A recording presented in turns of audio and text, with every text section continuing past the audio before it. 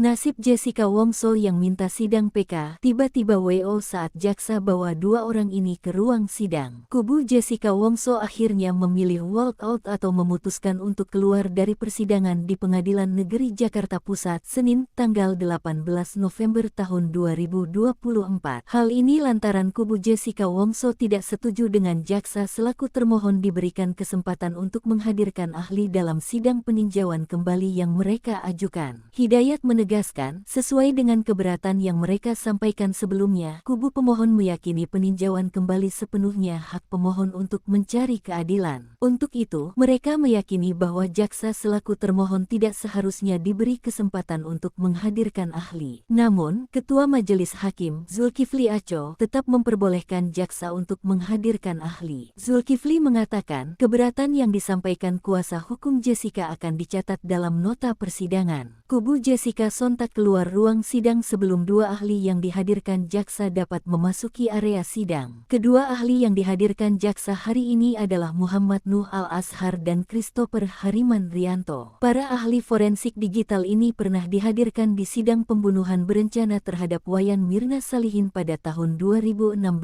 Saat ini, sidang dilanjutkan tanpa kehadiran kubu Jessica Wongso selaku pemohon. Ketika berjalan keluar ruang sidang, Jessica sempat melempar senyum kepada para ahli yang hendak menghadap ke depan majelis hakim. Sebelumnya diberitakan, Jessica Kumala Wongso kembali mengajukan peninjauan kembali atas kasus yang dikenal sebagai kasus kopi sianida itu. Jessica bersama kuasa hukumnya, Otto Hasibuan, datang ke Pengadilan Negeri Jakarta Pusat pada Rabu tanggal 9 Oktober tahun 2024 untuk mendaftarkan PK. Otto mengatakan, PK merupakan upaya hukum yang menjadi hak setiap pihak berperkara ketika dia tidak merasa melakukan perbuatan yang dituduhkan. Berkas dengan nomor 7 Akta Pit B 2024 PN JK tanggal 9 Oktober tahun 2024 akan terlebih dahulu dilengkapi administrasinya dan diproses sesuai mekanisme hukum yang ada sebelum diteruskan ke Mahkamah Agung